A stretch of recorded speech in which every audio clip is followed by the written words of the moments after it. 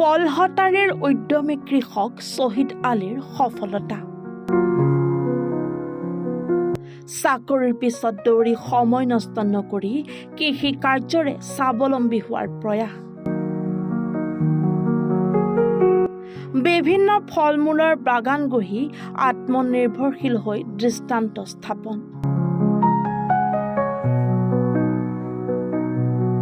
কামৰূপ জিলাৰ পলহটাৰী গান্ধীনগৰ গাঁৱৰ শ্বহীদ আলী নামৰ এজন উদ্যমী ব্যক্তিয়ে নিজৰ কৰ্মদক্ষতা, অধ্য ব্যৱসায় আৰু অদম্য ইচ্ছা শক্তিৰ জৰিয়তে এখন সুন্দৰ আৰু মনোমোহা ফল মূলৰ বাগান গঢ়ি তুলিবলৈ সক্ষম হৈছে। বাগানত ভেয়েদ মাল্টা, হলুদ মাল্টা, চুইট মাল্টা, মৌচুমী, জামৰুল, চুবেদা, মধুৰি আম আৰু বেংগল আমকে ধৰি বিভিন্ন প্ৰজাতিৰ ফল মূলৰ খেতিৰে স্বাৱলম্বী হোৱাৰ প্ৰয়াস। সেউজীয়া পৰিৱেশেৰে ভৰা এই বাগানখন এতিয়া স্থানীয় ৰাইজৰ মাজত এক বিশেষ আকৰ্ষণৰ কেন্দ্ৰবিন্দু হৈ পৰিছে। বিভিন্ন ধৰণৰ ফল মূল উৎপাদনৰ জৰিয়তে শ্বহীদ আলীয়ে ভাল আয় উপাৰ্জন কৰাৰ লগতে স্থানীয় বজাৰত সতেজ আৰু উন্নত মানৰ ফল মূল যোগান ধৰিবলৈ সক্ষম হৈছে। বিশেষকৈ মাল্টা আৰু বিভিন্ন জাতৰ আমৰ উৎপাদনে যথেষ্ট লাভান্বিত কৰিছে উদ্যমী যুৱকজনক।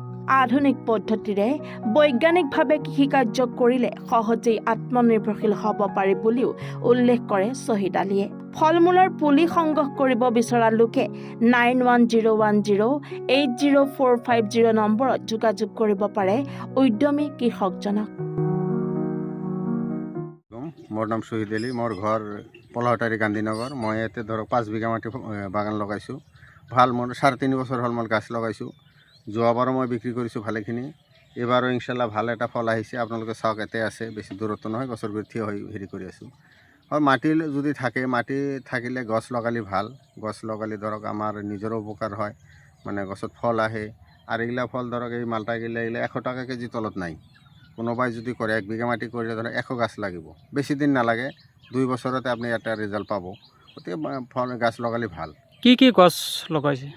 আমাৰ ইয়াতে ধৰক এইটো আছে, জমৰুল গছ আছে, আপোনাৰ চুবেদা আছে, এই ইয়াতে আপোনাৰ হলুদ যিটো থাই মাল্টা বুলি কয়, ভিয়েটনামী মাল্টা 12 মাহে লাগে, হলুদ মাল্টা আছে, আপোনাৰ চুইট মাল্টা আছে, তাৰপিছত মৌচুমী আছে, আম আছে, মধুৰি আম আছে। আমি এইগিলা লগাইছোঁ আৰু মানে এই ফলবিলাকৰ কিবা উপকাৰিতা আছে নেকি? উপকাৰিতাটো আছে, এইটো আপোনাৰ কেঞ্চাৰৰ কাম কৰে।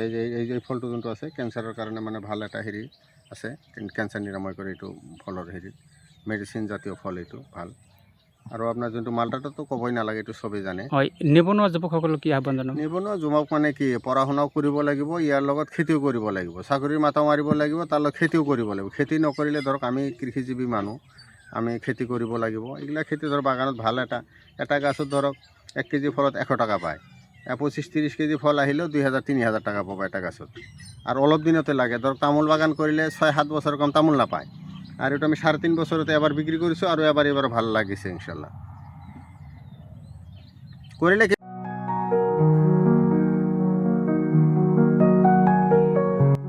নগৰবেৰাৰ পৰা মোজাম্মেল হকৰ ৰিপৰ্ট, এনি ভাৰত 24।